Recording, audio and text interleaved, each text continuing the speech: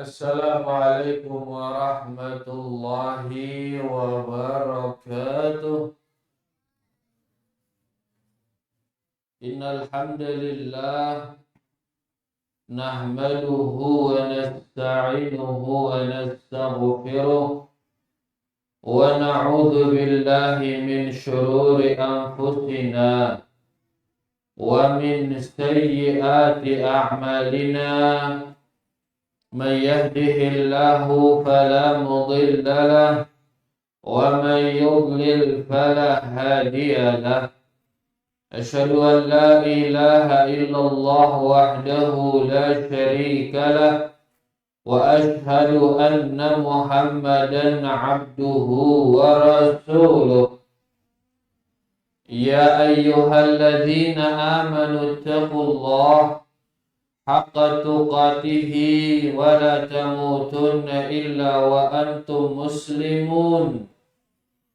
Ya ayyuhan nasu taqu rabbakum alladhi khalaqakum min nafsin wahidah wa khalaqa minha zawjaha wa batha minhuma rijalan katsiran wa nisaa'a. واتقوا الله الذي تساءلون به والأرحام إن الله كان عليكم رقيبا. يا أيها الذين آمنوا اتقوا الله وقولوا قولا سديدا يصلح لكم أعمالكم ويغفر لكم ذنوبكم ومن يطع الله ورسوله فقد فاز فوزا عظيما. أما بعد فإن أصدق الحديث كتاب الله وخير الهدي هدي محمد صلى الله عليه وسلم وشر الأمور محدثاتها فإن كل محدثة بدعة وكل بدعة ضلالة وكل ضلالة في النار. Rahimani wa rahimakumullah. Bapak-bapak, ibu-ibu, para santri dan santriwati. Ada santriwati? Ada? Alhamdulillah. Yang semoga kita semua diberkahi dan dirahmati Allah Subhanahu wa ta'ala. Alhamdulillah, kita bisa kumpul kembali di tempat ini guna kita sama-sama menuntut ilmu, guna kita sama-sama belajar ilmu. Ya, belajar apa? Ilmu. Apa itu ilmu para santri? Apa nama ilmu? Ilmu ngontak ke? Tahu kalian nama ilmu ngontak? Hah?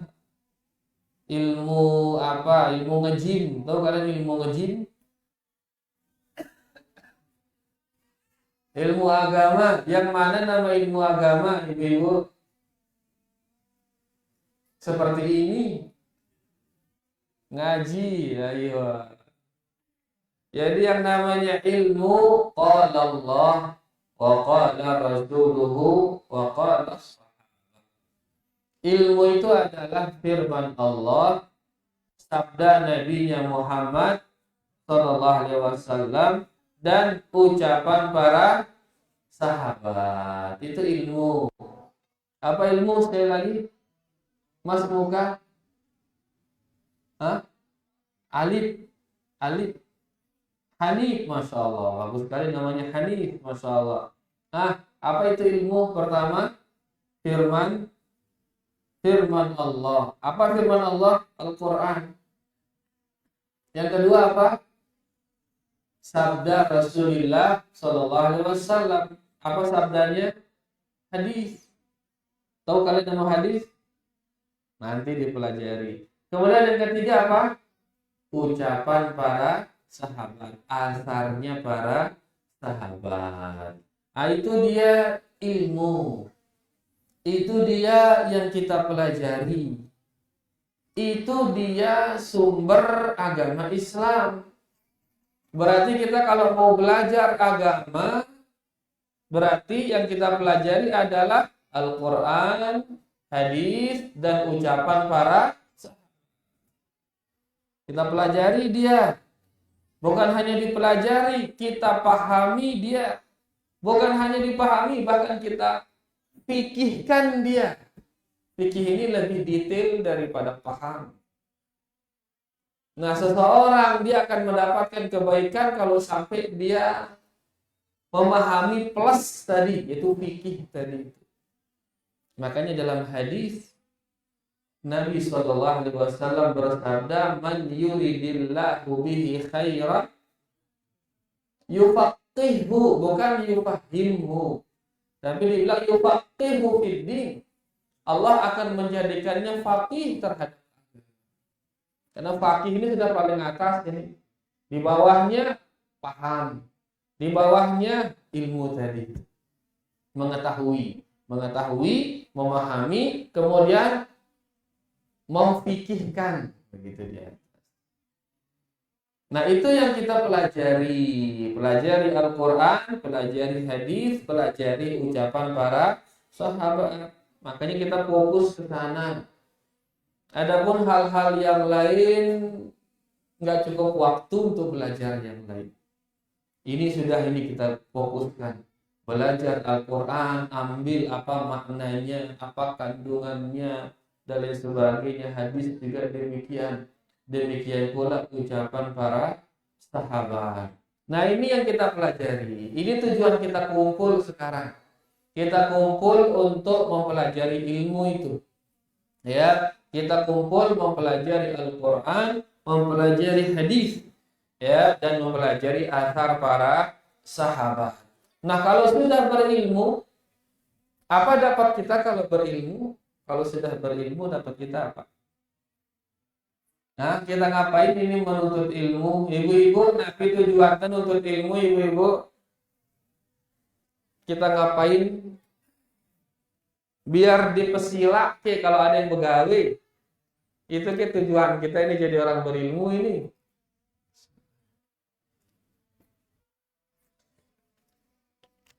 Nah, santri apa tujuannya menuntut ilmu? Tujuan kita menuntut ilmu agar kita menjadi manusia yang mulia. Itu tujuannya. Agar menjadi mulia. Mulia di siapa? Mulia pada Allah.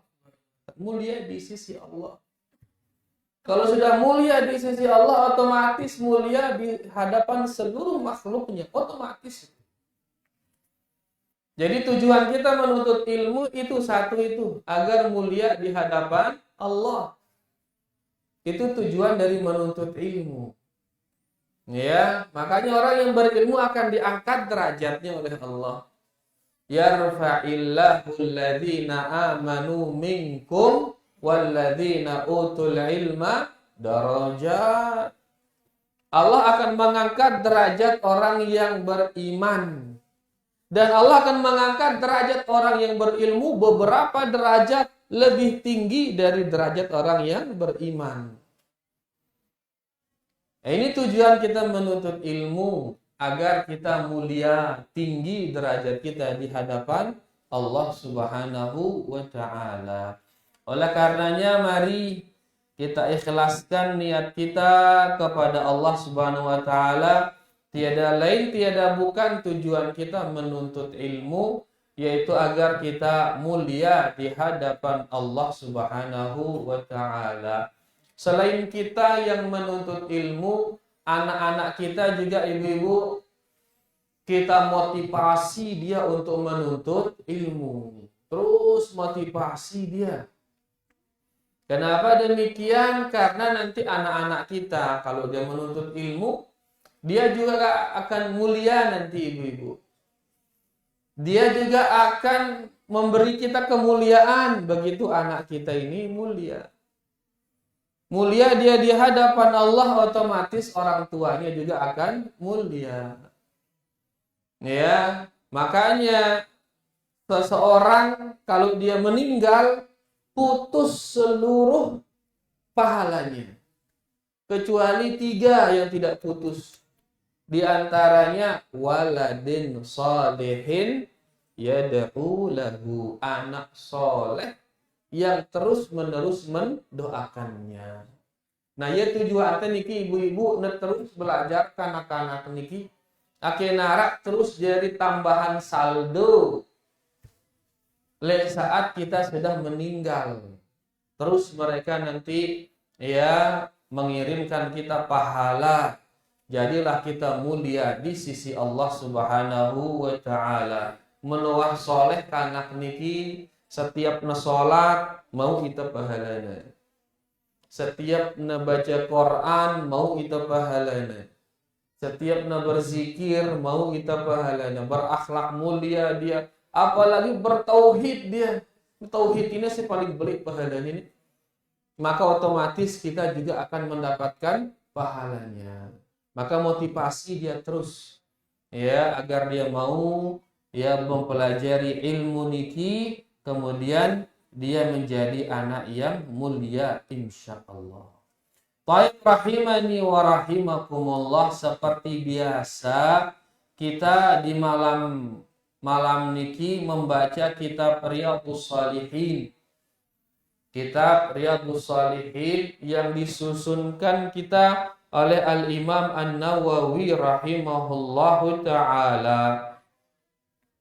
Kita makin akan membaca bab yang ke-20. Bab keberapa santri? 20. Mana bukunya ini? Oh, menghafal ya, dihafal langsung nanti ya. Ya, nggak dicatat berarti langsung dihafal. Baik, bab yang ke-20 yaitu beliau rahimahullahu ta'ala mengatakan babun ad-dalalatu ala khairin. Bab anjuran menunjukkan orang kebaikan. Bab yang menganjurkan kita untuk menunjukkan orang kebaikan. Badak dengan kebagusan. Nggak disebut kebagusan, no, pada dengan ajak orang menuju kebagusan. Waddu'ai ila huda, ajak orang menuju petunjuk. Tejak ya, bukan hanya ditunjukkan, tapi diajak juga. Tejak ya menuju ya petunjuk.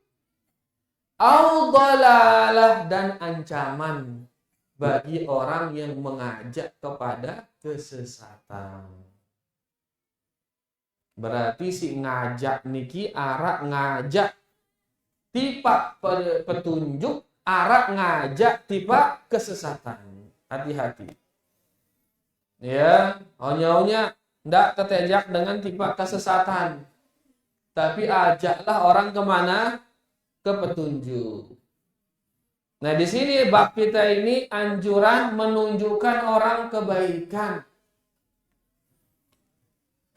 Kenapa tunjukkan dengan kebaikan? Karena memang kebaikan ini dia diperuntukkan untuk alam seluruhnya. Seluruh alam ini dia harus menjalankan kebaikan itu.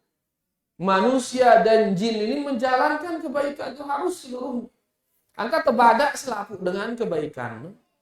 Tidak tersebut ya, kebaikan ini bukan hanya untuk kita, bukan. Lagu untuk seluruh alam, seluruhnya. Maka sampaikan dia seluas-luasnya. Tunjukkan dengan sebanyak-banyaknya, dengan ini tunjukkan ya kebaikan itu. Kemudian bukan hanya ditunjukkan, ajak orang juga menuju kebaikan. Dan onya si ini ajak tipe kesesatan, hati-hati. Ya, karena setiap dosa yang dilakukan oleh orang yang kita ajak itu, maka kita nanti akan menanggung dosanya. Waliyadzubillah.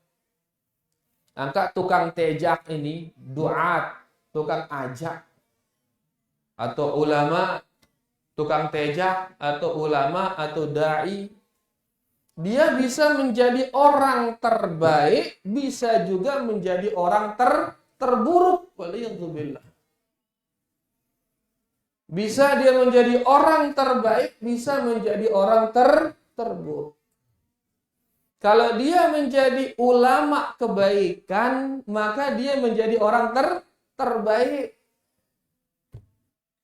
Lalu menjadi ulama keburukan, maka dia menjadi orang terburuk. Waliyadzubillah. Ya, jadi hati-hati ini nejak ini. Ima nejak dengan aning kanan atau nejak dengan aning kiri. Tejak dengan aning kanan, maka jadi dia terbaik. Tejaknya dengan aning kiri, maka dia jadi terburuk. Waliyadzubillah. Oleh karenanya kita harus hati-hati, ya, jangan kita menjadi penyeru keburukan, tapi marilah kita menjadi penyeru kebaikan. Nah, ini bab kita ini anjuran ngajak orang kepada kebaikan. Sudah kita baca beberapa ayat berkaitan dengan hal ini dan juga beberapa hadis. Makin kita akan membaca hadis yang ke 175. Hadis yang ke 175 dalam kitab ini.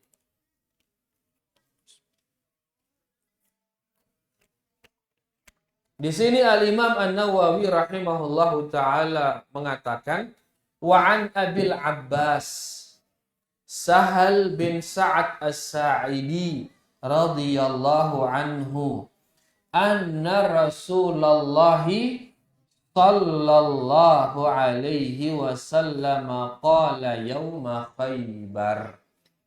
Masya Allah, ini begitu kita sebut nama Nabi sallallahu alaihi wasallam, apa kewajiban kita? Bersalawat. Ya, makanya santri kalau kita sebut nama Nabi sallallahu alaihi wasallam, maka langsung kita bersalawat. Jelas para santri?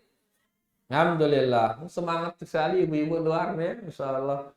Baik. Nah, Nabi sallallahu alaihi wasallam bersabda pada hari Khaybar.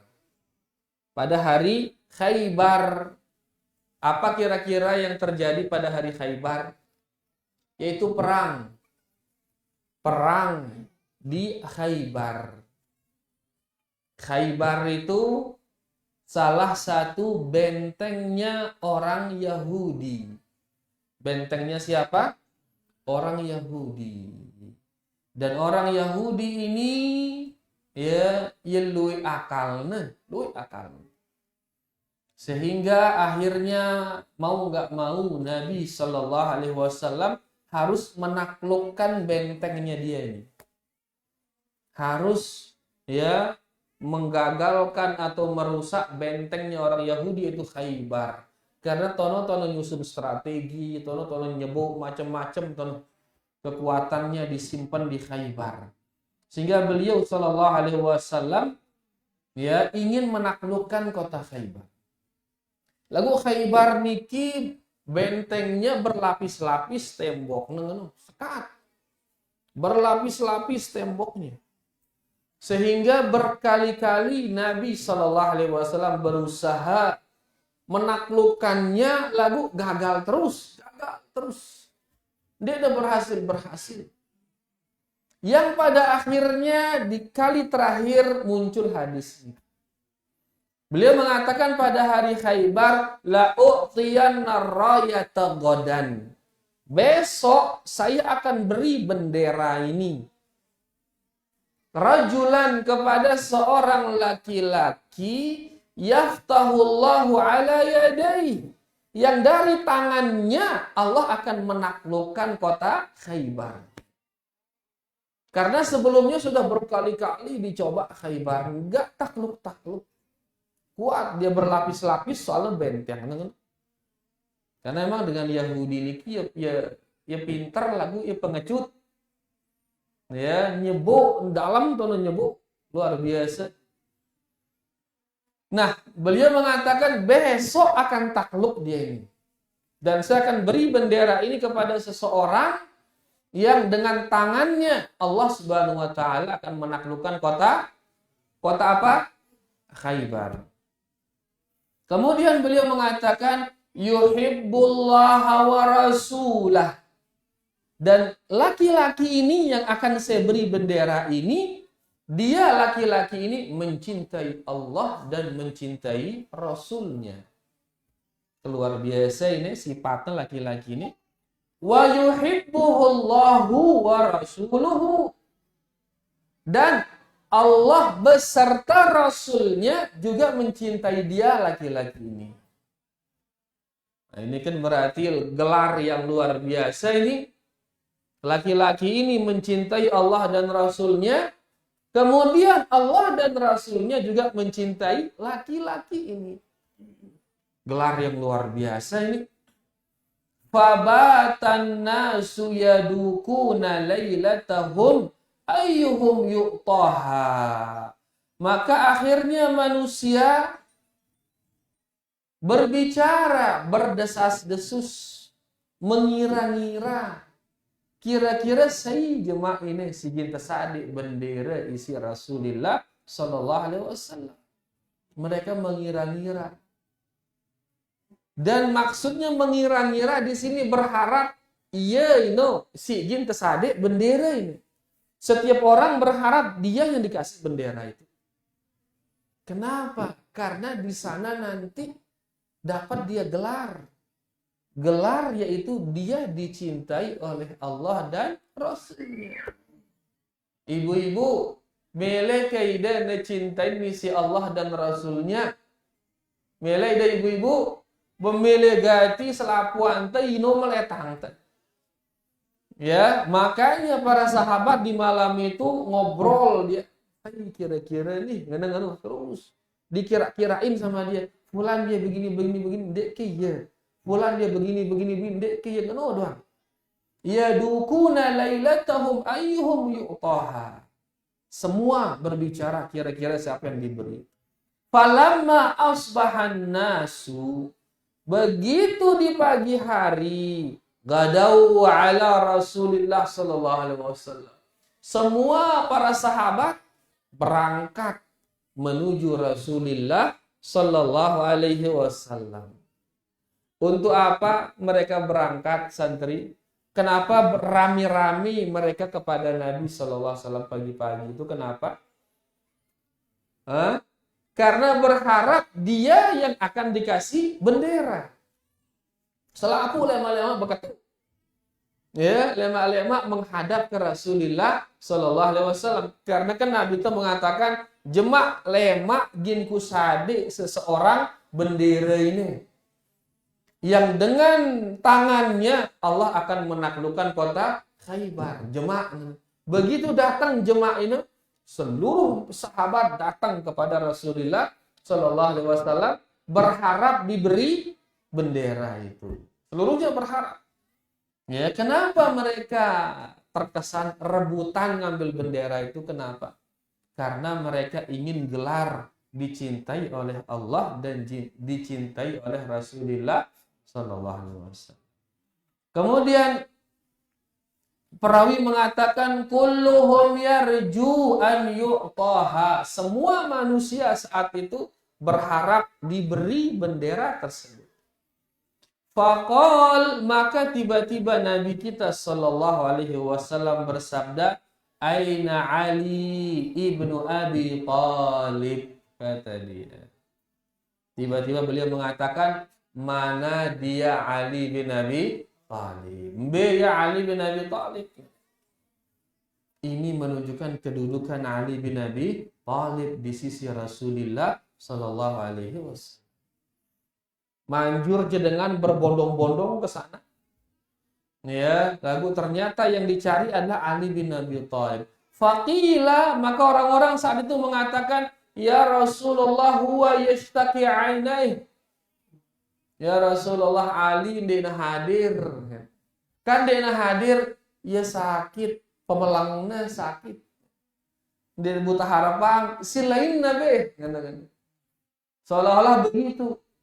Ya, dia sakit Ali itu. Selain Nabi genti ya kah? Kenapa? Karena ingin mendapatkan bendera itu. Ya, apa kata Nabi Shallallahu Alaihi Wasallam? Fa'arsilu ilaihi, kata beliau. Menangano utus seseorang, panggil dia Ali bin Abi Thalib. Itu panggil dia. Dia sakit ini, masa ini jadi panglima sakit. Nah, masih sehat-sehat ini.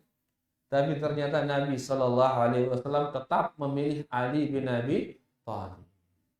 Ini dari faedah sekedip ini yang namanya takdir para jemaah. Ya, kalau sudah Allah menakdirkan ngumbe-ngumbe usahante gin bait ya, Allah menakdirkan tidak beli mau. Para sahabat tadi pagi-pagi berangkat mengharapkan dapat bendera itu. Lalu ternyata dia mau sulun-sulun si tinduk le bale ya mau leka. Saya tinduk le bale ini Ali bin Abi Thalib dia dapat, itulah dia pembagian dari Allah. Ya, maka tugas kita meridhai apa yang dibagi oleh Allah Subhanahu wa taala. Fa'ata bihi, maka Ali didatangkan. Ne ya Ali ya Rasulullah, dalam kondisi sakit. Fabasaqa Rasulullah sallallahu alaihi wasallam fi ainaihi, maka Nabi kita sallallahu alaihi wasallam meludahi kedua mata Ali bin Abi Thalib. Diludahi oleh beliau. Dan ludah Nabi itu berkah. Ludahnya itu apa? Berkah. Kalau ludah ustaz berkah apa enggak? Enggak berkah dia. Karena yang berkah hanya ludahnya Rasulullah sallallahu alaihi wasallam. Makanya beliau kalau berludah, sahabat rebutan dia mengambil ludah Rasulullah sallallahu alaihi wasallam kemudian digosok di badannya. Karena ludah beliau berkah. Tapi kalau ludahnya Abu Bakar, Umar, Utsman dan Ali, enggak ada yang rebutan, enggak ada. Kenapa? Karena ludah mereka tidak berkah. Yang berkah hanya ludahnya Rasulullah sallallahu alaihi wasallam. Nah, kalau Abu Bakar, Umar, Utsman dan Ali tidak berkah ludahnya, apalagi orang-orang setelahnya. Apalagi orang-orang di zaman ini enggak ada yang berkah. Badannya itu nggak ada yang berkah. Yang berkah hanya siapa? Rasulullah Sallallahu Alaihi Wasallam. Nah, beliau Sallallahu Alaihi Wasallam berludah di kedua mata Ali bin Abi Thalib. Setelah itu wada'alahu, dan beliau mendoakan Ali bin Abi Thalib. Didoakan biar dia sembuh. Fabara'a, dan langsung sembuh saat itu. Subhanallah. Dia sakit matanya, terus diludahi, tiba-tiba langsung sembuh. Dan ini tentu mukjizat Rasulullah sallallahu alaihi wasallam. Ka'allam yakun bihi waja', langsung sembuh seolah-olah tidak pernah sakit. Seolah nggak pernah sakit, langsung sehat, seger. Setelah itu fa'atahu ar-rayah, langsung diberi dia bendera. Ini benderanya Ali bin Abi Thalib, ambil dia. Faqala Ali radhiyallahu anhu, begitu diberi bendera, Ali bin Abi Thalib mengatakan, ya Rasulullah, uqatiluhum hatta yakunu mithlana. Ya Rasulullah, apakah kita perangi dia agar dia seperti kita?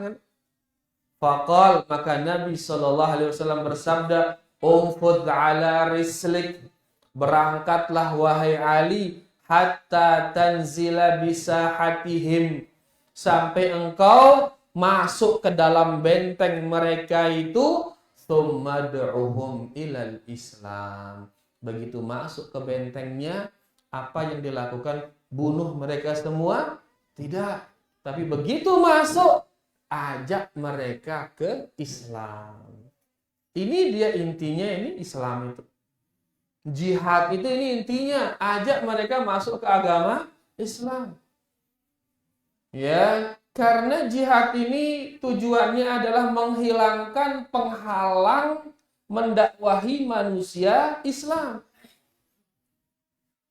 Ya, sekarang di dalam benteng itu ribuan manusia isinya.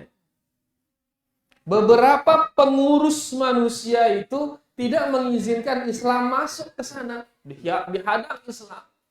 Karena dia menghadang Islam, maka perlu diperangi yang menghadang-menghadang ini. Agar manusia di dalam semuanya itu bisa dia memahami Islam. Islam ini bagus atau tidak? Bagus sekali Islam. Kita ingin Islam ini diamalkan oleh orang lain karena dia bagus. Begitu ada yang menghalangi. Begitu ada yang menghalangi Islam akan masuk ke sana. Penghalang ini perlu kita sedik, dia ini penghalang. Agar semua orang mendapatkan Islam. Itu tujuan jihad. Agar orang lain di belakang sana, dia bisa memahami tentang Islam ini. Makanya dakwah ini termasuk jihad juga ini. Karena kita akan mengajarkan, memberitahukan kepada orang lain tentang Islam. Nah, beliau mengatakan begitu engkau masuk di sana Ali, ajak mereka menuju Islam. Fa akhbirhum bima yajibu alaihim min haqqillahi ta'ala. Dan kabarkan kepada mereka kewajiban berkaitan dengan hak Allah. Apa hak Allah? Mas muka? Hah? Rois? Aziz? Adis? Masya Allah. Apa hak Allah ya Adis? Apa haknya Allah? Kalau Adis apa haknya? Haknya di ibunya apa? Dikasih uang belanja sama ibu, ya kan? Ya, dikasih makan sama ibu, dikasih baju sama ibu. Ini haknya Adis. Nah, Allah juga punya hak kepada kita. Apa haknya Allah? Nah, Adis. Hanif, apa haknya Allah? Ini siapa namanya ini? Adit, Adit, gitu. Kalau itu Adib nanti Adib. Adit itu nanti. Adit. Apa haknya Allah? Baik. Haknya Allah adalah kita beribadah hanya kepadanya. Itu haknya dia. Makanya di sini dikatakan kabarkan kepada mereka hak Allah. Apa haknya? Beribadah hanya kepada tauhid.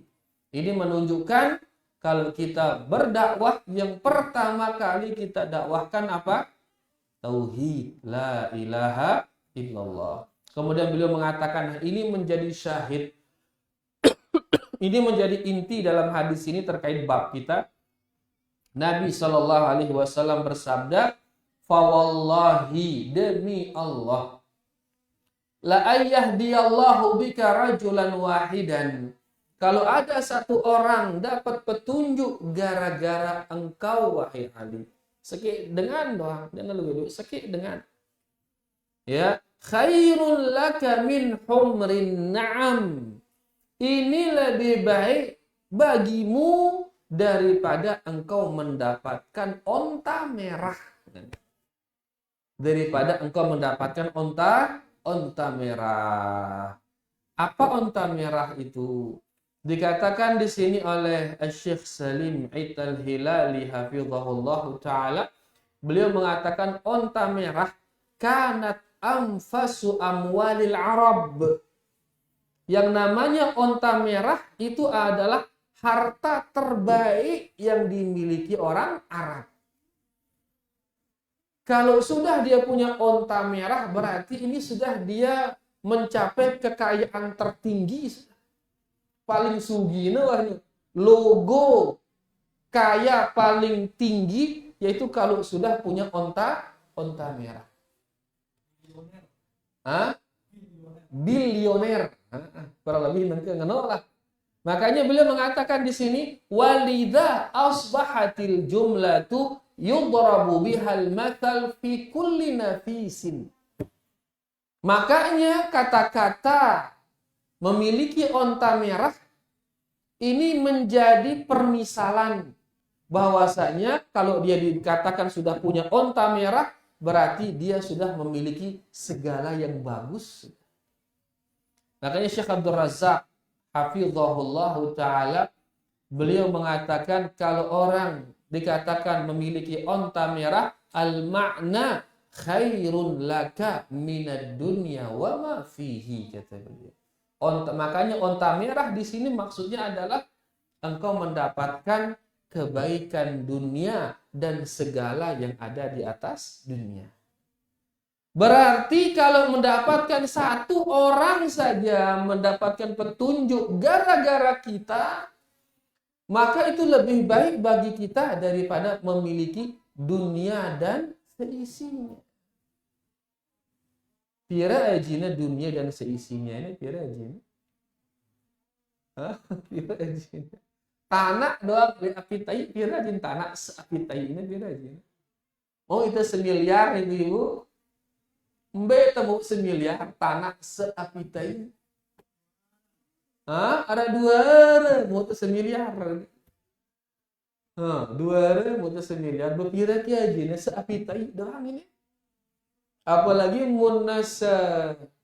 wanasaba kecamatan apitai. Seperingga baya bisa kumbe kia aja nih. Apalagi Lombok Timur berpira kia aja nih. Apalagi 10 Lombok berpira kia aja nih.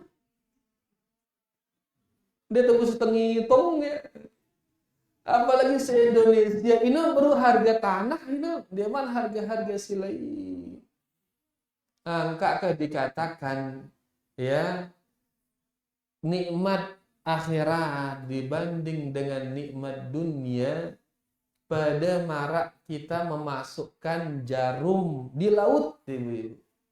Angkat jarum, itulah nikmat dunia yang di jarum itu. Ya, yang netes sekedi itu, sisanya di laut itu dia nikmat akhirat itu nanti. Ya, araknya berkurang nih nuh, begitu kita ambil deh arak. Makanya rugi sekali kita kalau akhirat itu kita lepas hanya gara-gara dunia, rugi beli ibu-ibu. Karena gara-gara dunia ada jual agama ini, jual tauhid, jual sholat, nih milih sholat gara-gara dunia, jangan. Ya, karena tidak ada bandingannya dunia dengan akhirat tersebut. Nah, beliau di sini mengatakan satu saja dapat hidayah itu lebih baik dari onta merah. Apa maksudnya? Lebih baik dari dunia dan seisinya. Itu kalau satu saja. Ngombe muna 2, ngombe muna 10, ngombe muna 1, subhanallah. Makanya ini tentu akan memotivasi kita untuk menyebarkan kebenaran itu, sebar. Kita tahu dengan ya, apalagi negara arana medsos, Facebook lah, WA lah, pejarana, sebar lah, kita tahu, Pak. Siapa tahu tanpa sengaja seret kita kirim sun gara-gara ino dengan mau hidayah. Ya, ada sebuah kisah niki nyebar kisah niki masyhur. Ya, ada seseorang nabi arana orang kafir ini ibu-ibu, cukup ke waktu nih. Insyaallah kah dengar atau singkat lah ya. Ya, ada seorang kafir ibu-ibu. Dia putus asa dari kehidupan dunia. Udah tua perempuan, putus asa dari kehidupan dunia. Akhirnya dia memutuskan diri untuk bunuh diri, ingin menggantung dirinya. Ya, dia tutup pintu, tutup lawang, taruh tolok tali, tolok nami bangku atau meja gintayak aning rana, aning tempat dia bunuh diri itu sudah berdiri, sudah pegang talinya. Begitu dia pegang tali, tiba-tiba berontok, tok, dari luar berontok. Tanggora saya dengan, "Bu, ini ada surat." Dari luar, suara anak kecil ngerontok, "Bu, ini ada surat." Akhirnya pas gina nolak tali, mikir ya, kira-kira surat apa ini, lepasin apa ya, turun ya, karena penasaran kita surat. Begitu dia buka surat, ternyata nasihat isinya surat. Nasihat tentang Islam, ngajak dia tentang Islam dan sebagainya. Beberapa intinya nasihat-nasihat yang menyentuh hatinya. Gara-gara itu akhirnya dia belajar tentang Islam semendak. Akhirnya orang bunuh diri, baik akhirnya tambah Islam. Hanya gara-gara surat yang tidak sengaja dikirim. Detik-detik terakhir. Detik-detik terakhir dia akan mati dalam kondisi kufur waliyadzubillah. Tono tiba-tiba tono mau hidayah. Nah, tidak menutup kemungkinan itu endah ruangan laun, tidak menutup kemungkinan sangarat dengan jin apa rana bunuh diri rana apa tiba-tiba tambah WA ting ting rana WA. Nah, mungkin ini menjadi WA terakhir saya. Rana kan begitu dibuka WA ternyata nasihat di sini mengenai hatinya. Nasihat itu orang bunuh diri kan mau itu pahala tanpa kita sengaja, siapa tahu. Oleh karenanya kebenaran ini sila terus sebar dia. Ya, begitu kita tahu ini kebenaran, sebar.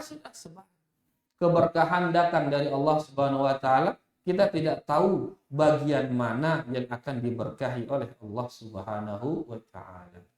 Nah, mau seke dengan hidayah gara-gara kita apa mau tahu sesuatu yang lebih baik dari dunia dan seisinya, Masya Allah. Baik, niki dia hadis kita bapak-bapak dan ibu-ibu, terbaca sekedip secara singkat faedah yang bisa kita ambil dari hadis niki.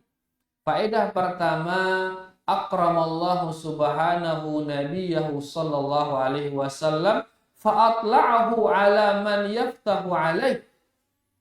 Hadis ini menunjukkan bahwasanya Allah memuliakan nabinya.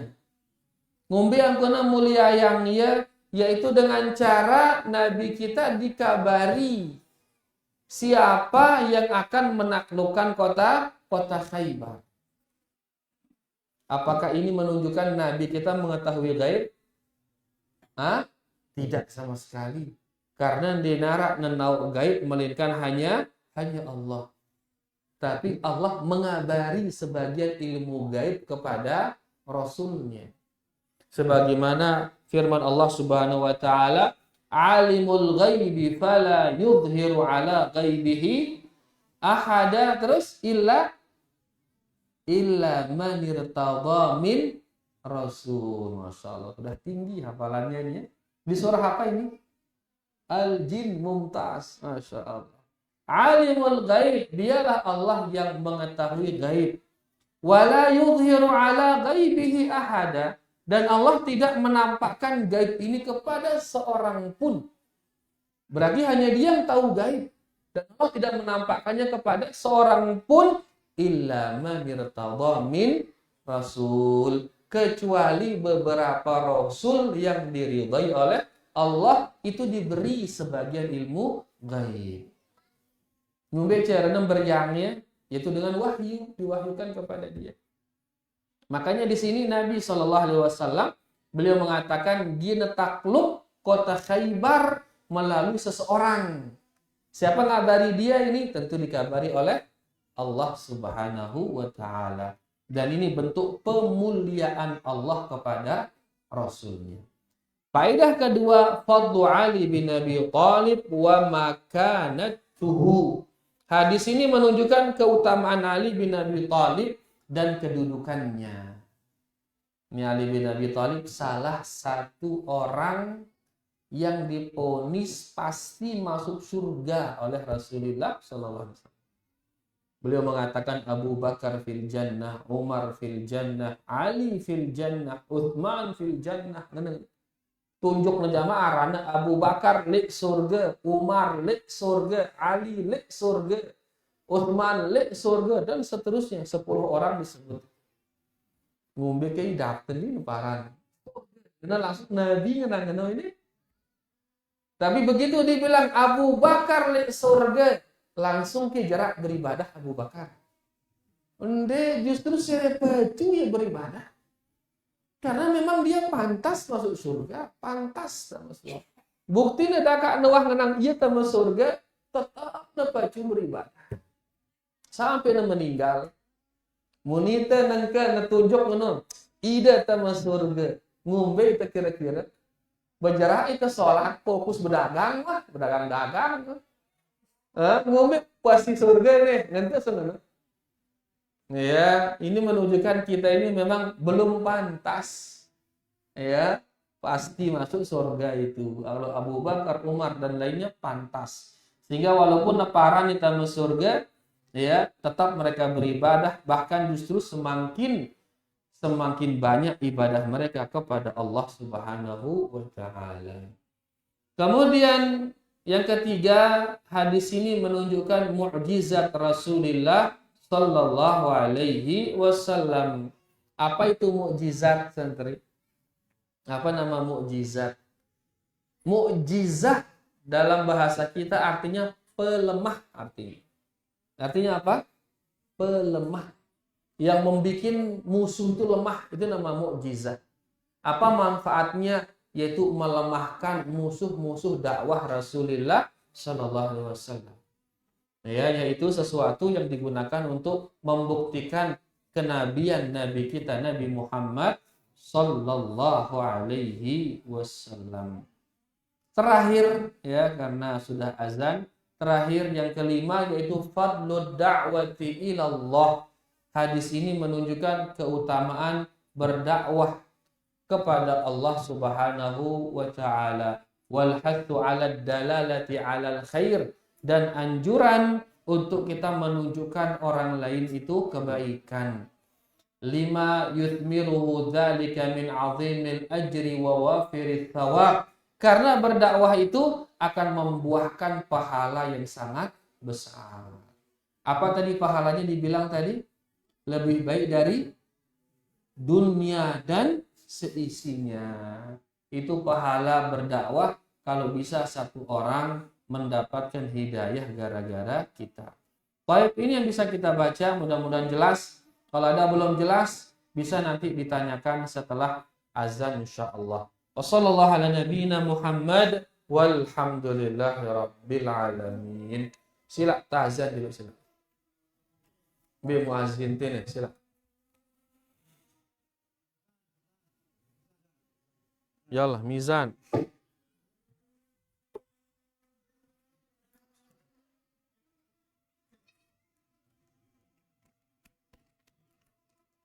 Allahu Akbar, Allahu Akbar. Allahu Akbar, Allahu Akbar. Allahu Akbar, Allahu Akbar.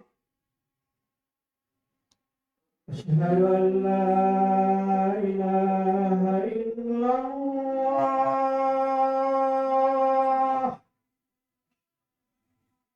Asyhadu an la ilaha illallah.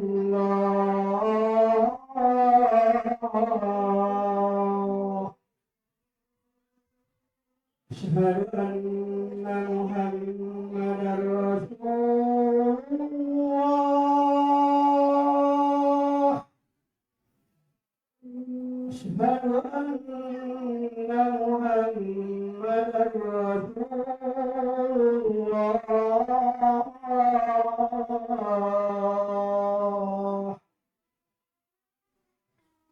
Hayya 'alas shalah. Hayya 'alas shalah.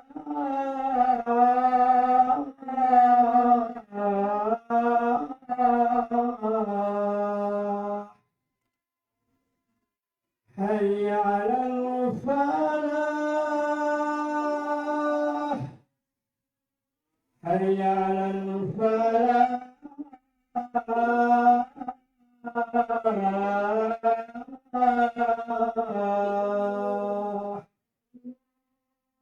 Allahu Akbar, Allahu Akbar. La ilaha illallah.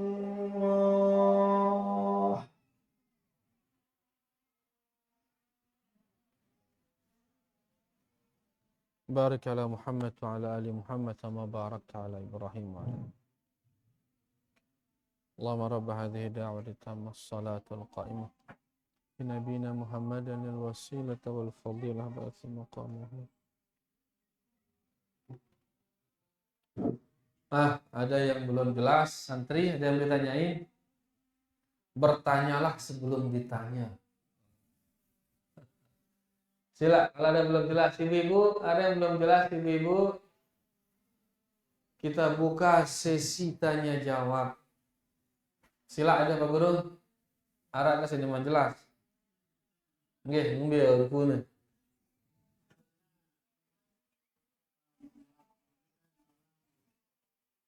Sila, dikadung bikin jelas.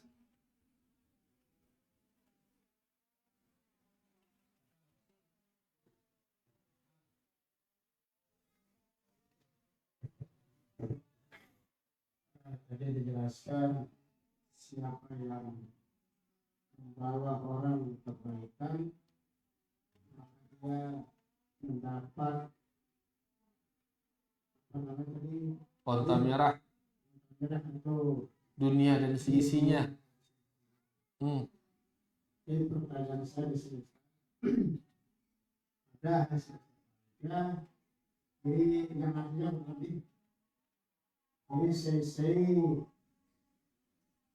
memberikan orang atau mengajak orang berbuat baik, maka pahalanya itu sama dengan orang yang diajak untuk berbuat baik. Nggih. Jadi pertanyaannya di sini, jadi dia punya ada pahalanya dengan semuanya dengan segala bagus.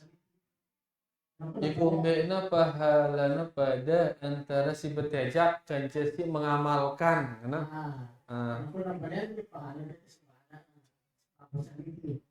harusnya nebelian.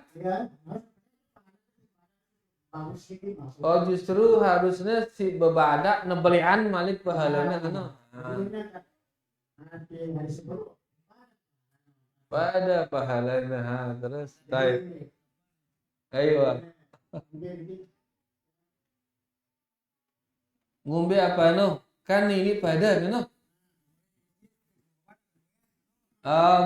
harusnya si bebadak neluyan malik pahalana ngombe ampun keberatan si betejak ini. Masya Allah. Justru sebaliknya sebenarnya mun kamu merotes kan harusnya si tebada nebelian pahalanya daripada si bebada. Karena itu begitu kita bebada ada puasa akhirnya si suruh puasa ya. Sedangkan si suruh tokol-tokol itu diulang puasa misal makanya si puasa ini harusnya nebelian pahalanya karena dia lebih lelah. Terus si bebada cukup 10% ruangan kan. Lalu ternyata kembali ke dalil. Nah ini ahlus sunnah ini di nawah subuh dengan dalil. Ino yang ahlus sunnah selalu berpatokan dengan dalil. Apapun ongkat dalil ino wah kan. Ya di malik nebandingan dalil ini ngadu perasaan. Mun tengadu perasaan kan lelahan dengan singgawi daripada dengan si bebada. Nanti misal dengan mengatakan pada bersedekah, bersedekahlah orang sama-sama 10.000 misal. Terusnya si bersuruh dia tidak bersedekah. Karena emang darah kepeknya misal sehingga dia tahu bersedekah. Sedangkan ini orang bersedekah. Dia ini si bersuruh ini mau pahala seperti pahala orang yang bersedekah itu. Kan ini dalam perasaan tak, ya selalu bersuruh mau ya pahala. Nanti itu akan nyugulang untuk kepeng ini. Apa temu pahala dia selalu harusnya kan mengadu perasaan si bersuruh mau 10% ke ruangnya dengan pahala. Tapi kalau kita lihat dalilnya mengatakan man dalla ala khairin falahu mithlu ajri fa'ilihi. Saya nunjukkan dengan kebagusan, maka baginya yang nunjuk ini pahala seperti pahala yang melakukannya. seperti gini, mithlu ngana. Semisal berarti. Seliter semisal dengan seliter. Berarti mun pahalana sebesar dunia dan seisinya, ya dah gin mu pahala seperti dunia dan seisinya. Bersedekah si suruh ini bersedekah ya 100.000, maka si bersuruh mau pahala marak ia bersedekah 100.000. Kenapa? Berdasarkan dalil. Dia tak mau merubah dalil ini hanya gara-gara perasaan. Lah, dia pas le perasaan ini ngenteng rubahkah ngenteng nggak bisa. Ahlu sunnah itu ngumbe jangka dalil ngenowah. Ya, ran ahlu sunnah ini lekak le atas dalil. Ndek kena rubah dalil sesuai dengan perasaannya ndek.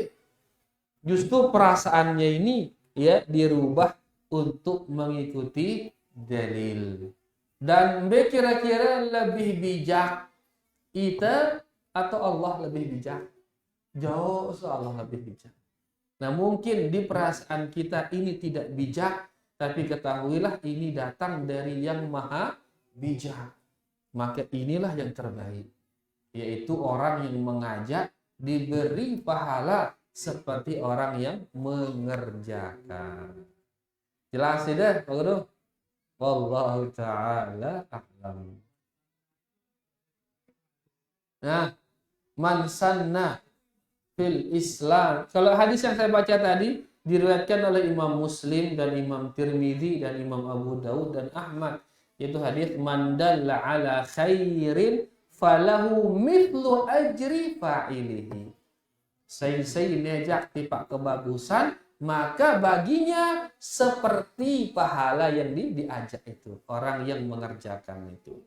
Hadis yang lain mun singone man sanna fil islami sunnatan hasanatan falahu ajruha wa ajru man amila biha min ghairi an yanqusa min ujurihim syai'a. Saya menghidupkan sunnah yang baik. Bagaimana menghidupkan sunnah yang baik? Itu sebuah kebaikan yang sudah ditinggalkan oleh orang, dihidupkan kembali. Ya, misalkan dulu di tempat ini orang-orang berjilbab seluruhnya. Tiba-tiba datang soko masa dia narak dengan berjilbab malik. Datanglah dia kemudian jilbab pino wajib, mun dia berjilbab berdosa ida. Akhirnya seluruh orang berjilbab. Angkun dengan si berjilbab ini otomatis dia mau dah pahalanya. Maka baginya pahala orang yang mengerjakannya tanpa mengurangi pahala orang yang mengerjakannya sedikit pun. Dia nggak ambil hadis ini karena nggak ada kata seperti. Pahalanya seperti orang yang mengerjakannya. Mithlu fa'ilihi. Itu dinarak oleh hadis ini. Hanya umum saja. Baginya pahala. Pahala orang-orang yang mengerjakannya secara umum. Dinarak ngenang pira pahalanya setengah ke 10% ke pira dinarak di hadis ini. Yang ada di hadis yang tadi, riwayat Imam Muslim tadi dikatakan mithlu ajri fa'ili. Pahalanya seperti pahala orang yang mengerjakannya.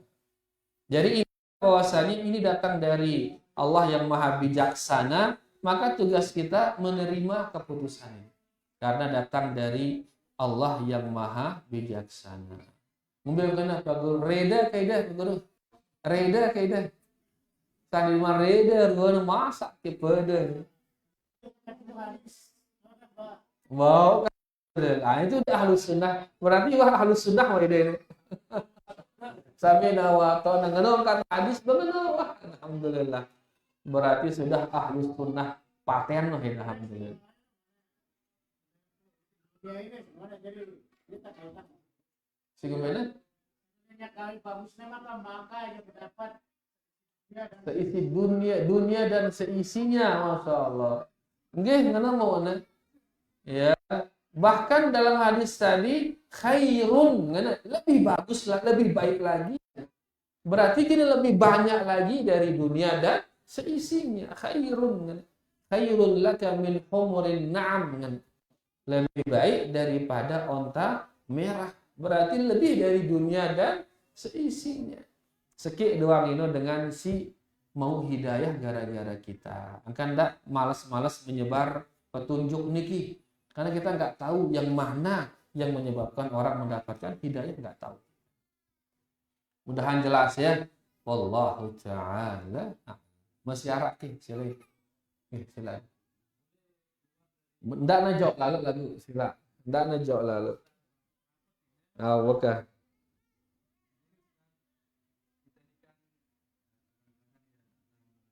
Ya.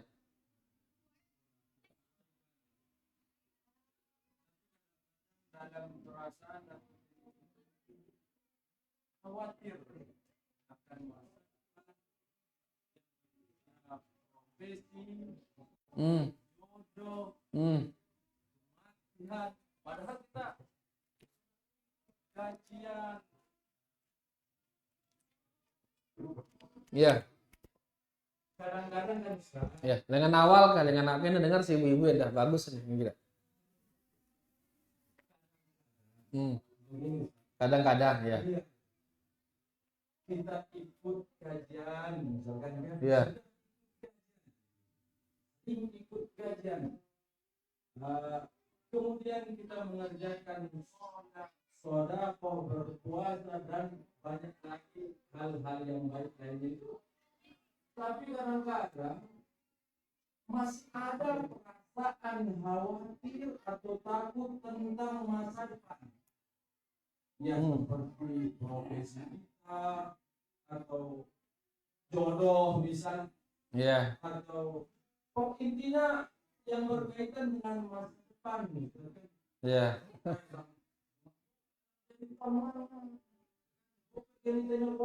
Seperti itu. Jadi mun ngaji doang ngono khawatir itu masa depan. Ngono oke. Walaupun sudah ngaji masih doang ada rasa khawatir tentang masa depan ini. Ngumbe yang kuna ini. Sedangkan kita yakin Allah akan ngasih kita rezeki. Ngono oke. Hah? Sekarang apa syarat rezeki ini kira-kira? Apa syaratnya rezeki ini? Apa syaratnya rezeki? Baik, sebelumnya Allah Subhanahu wa taala kira-kira sayang atau ndik di Pak Ita? Allah sayang atau ndik di Pak Ita? Sayang kepada kita. Arhamur Rahimin, dialah penyayang yang paling sayang. Terus sekarang pertanyaan kedua, saya lebih sayang tipe Ita, diri Ita atau Allah? Saya lebih sayang tipe Ita ini. Saya lebih nyayangin Ita. Kita lebih sayang kepada diri kita ataukah Allah lebih sayang kepada diri kita? Allah jauh lebih sayang kepada diri kita dibanding diri kita ini sayang kepada kita. Dalam sebuah hadis ya diceritakan niki hadis niki dari Abu Hurairah, dia mengatakan ata rajulun wa ma'ahu sabiyyun yadhummuhu ilaih. Seseorang datang sambil menggendong anaknya, dipeluk anaknya ngono. Ya, bapak memeluk anaknya digendong. Kira-kira bapak meluk anaknya menunjukkan dia sayang atau tidak, ibu-ibu? Sayang. Pelukna anak. Kemudian begitu melihat itu Nabi kita mengatakan atarhamuhu, wahai fulan, apakah kamu menyayangi anakmu? Faqal anak. Kemudian orang ini mengatakan na'am, iya ya Rasulullah, sekali sama anak ini. Qal, maka Nabi kita kemudian mengatakan fawallahu arhamu bika minka bihi. Subhanallah. Demi Allah, sesungguhnya Allah lebih menyayangi anak ini dibanding dirimu menyayangi dia. Wa huwa arhamur rahimin. Dan dialah Allah yang maha penyayang dibanding seluruh para penyayang. Sekarang anak kita ini ibu-ibu, anak kita ini ibu, kira-kira saya lebih cinta tipe anak ini, ia sendiri atau Ida lebih cinta tipe ya ibu-ibu? Hah? Pak, dia tahu kena mah bahaya ibu-ibu. Ini ada cinta tipe anak ini.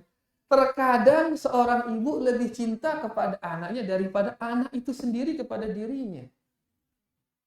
Ya, bahkan kadang-kadang pada kanak niki melenya mati diri, misal karena dia nggak cinta pada dirinya. Kesel yang kita dirikan ku ngene kesel yang kita diri. Dan ibu kemudian memotivasi dia, ndak ngeni anakku, ngene ente ini anak pinter, ente ini ngene. Terkadang ibu itu jauh mencintai anaknya daripada anak ini sendiri. Nah, maka ini bapak ini dia sangat mencintai anaknya. Kapongnya yang ngono. Lalu kemudian Nabi kita mengatakan, hei Allah jauh lebih mencintai anak sida ini dibanding sida mencintai anak sida. Dalam arti Allah jauh mencintai kita ini dibanding diri kita mencintai kita. Bahkan kadang-kadang kan kita siksa diri kita ini untuk memuaskan nafsu kita. Siksa saja. Kita milik kepe yang misal siksa tawak ini selelah-lelah wah. Jangan sampai dia tinduk sampai ini siksa. Yang ngono. Ya, menunjukkan berarti kita lebih cinta uang kadang-kadang daripada diri kita.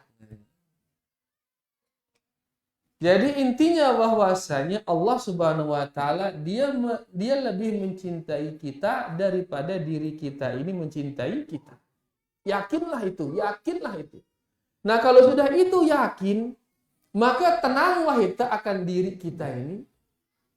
Tinggal jalankan perintahnya. Tinggal bagaimana cara agar dia menurunkan cintanya itu. Setelah itu maka sayangnya ini otomatis. Maaf ibu-ibu, maaf. Kepada orang kafir. Apakah Allah menyayangi orang kafir? Nangke jadi. Kemudian kuning. Sayang juga kepada orang kafir secara umum. Makanya walaupun dia kafir, dia makan juga. Dia tetap dikasih minum oleh Allah. Dia tetap dikasih berpakaian. Berdoa, ya Allah sehatkan aku. Padahal ya kafir, tetap disehatkan oleh Allah. Kenapa? Karena Allah menyayanginya. Mun dengan kafir doang sayanginnya si Allah bapaknya dengan Islam. Ya, bahkan kalau dia muslim dia akan mendapatkan kasih yang khusus. Sayang yang khusus dari Allah Subhanahu wa taala.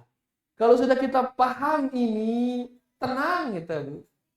Tenang, ada saja nanti jalan keluar, ada saja.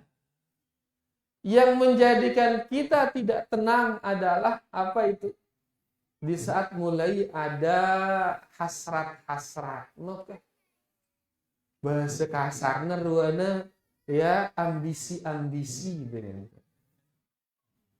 Kalau sudah ada ambisi, ada maaf malik ketamakan misal. Ini yang menjadikan akhirnya dia tenang. Liwat mileno. Apalagi kalau dibandingkan yang kita punya dengan yang dipunya oleh orang lain. Biasa muncul di sana dia ketidaktenangan itu. Begitu kita bandingkan diri kita dengan orang lain, muncul di sana ketidaktenangan itu. Yang kapan suruh itu ndak kita dengan le atas, lagu kita dengan le bawah. Karena kalau sudah lihat di atas, lupa apa siara leita. Kenapa? Karena kita akan fokus ke yang dimiliki oleh orang. Yang kita miliki lupa kita. Kita lupain dia. Ya, fokus kita ke milik orang. Itu yang bikin kita akhirnya tidak tenang. Lagu muntuah arak sifat qanaah menerima apa yang ada pada diri kita. Maka akan bahkan melebihi apa nanti muntah berlebih-lebihan jadi surga ya. Surga dunia jadi. Ya, kalau sudah dia mampu merasa cukup dengan apa yang dia miliki. Seperti kata Imam Syafi'i, idza ma kunta dza qalbin qanu'in fa anta wa malikud dunya sawa'u. Mun duah beduwi ate si merasa cukup qanaah, maka sida kenca pemilik dunia pada sugihda. Pada sugihda. Apa sebab? Rasa ini.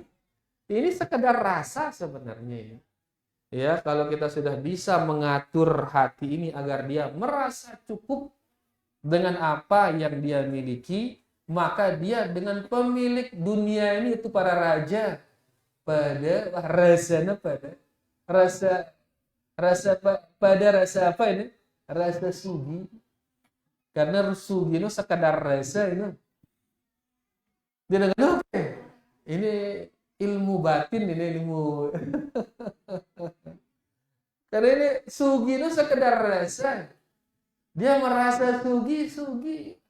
Dak ada sakedi berdua. Lagu mau merasa diri, dak ada luwe duena, tetap dia ngerasa diri. Haus, semakin haus. Dua lembah emas, lagu masih merasa diri, masih haus. Lagu sekedarnya dia punya, dia merasa kaya. Dia lihat orang di bawahnya kaya, ya dia berdua. Bahkan mungkin dia cacat dia berdua naik, nanti misalnya. Dek berdua aku alhamdulillah. Maka merasa kaya kita. Karena memang kaya itu pada makhluk hanya rasa. Kaya yang sebenarnya siapa? Allah kaya yang sebenarnya. Mun kaya pada makhluk hanya rasa. Hakikatnya makhluk ini miskin hakikat. Hanya rasa. Ya, mudah-mudahan kalau sudah kita yakin Allah sangat menyayangi kita, tenang wah itu. Dan dia mengatakan selama seseorang hidup, sabda Nabi SAW, selama seseorang hidup, dia akan dikejar oleh rizkinya sebagaimana dikejar oleh ajalnya. Sehingga seseorang kalau dia kabur dari rizkinya, maka sayudrikuhu rizkuhu, rizkinya akan mendapatinya sebagaimana ajalnya juga akan mendapatinya. Kabur dengan rizki, paling itu si rizki. Ya, sebagaimana kabur dari ajal, maka ajal itu juga akan mengejar kita. Jadi yakinlah, ya Allah Subhanahu wa Ta'ala sangat sayang kepada kita, apalagi kalau kita jalankan lagi agamanya, maka Allah akan mencintai kita, menah sayangin kita, cintain kita, maka Allah tidak akan menghinakan kita. Jelas ini. Dan lihat bawah, jangan dongak, jangan lihat atas. Ya.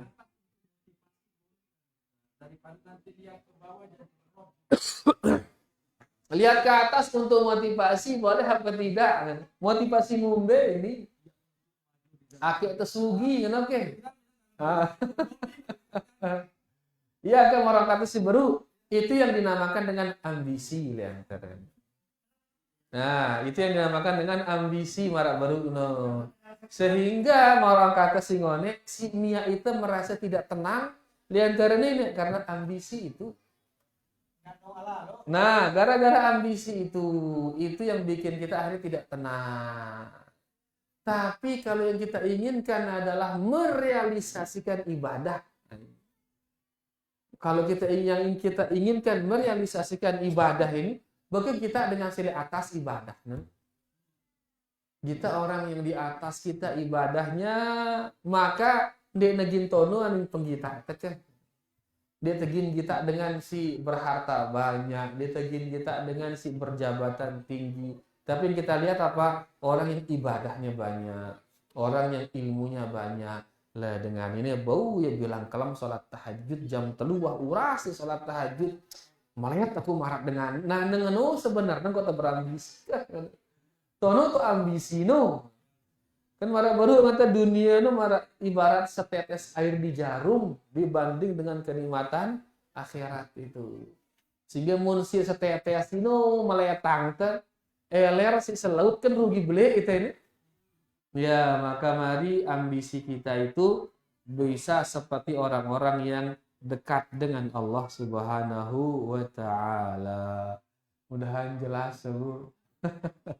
Barakallahu fikum wallahu ta'ala a'lam. Masih ibu-ibu apa sudah selesai ibu-ibu? Oh, manggelan ibu-ibu wah ngetik ketut tah manggel lah kan. Nggih, kalau demikian kita akhiri pengajian kita niki. Mudah-mudahan bermanfaat buat yang baca dan tidak semua yang mendengarkan. Ya, dan terima kasih banyak atas segala perhatiannya. Kurang lebihnya tiang minta maaf. Wallahu taala a'la wa a'lam. Kita tutup dengan doa kafaratul majlis. Subhanakallahumma rabbana bihamdika asyhadu an la ilaha illa anta astaghfiruka wa atubu ilaik. Wassalamualaikum warahmatullahi wabarakatuh. Alhamdulillah.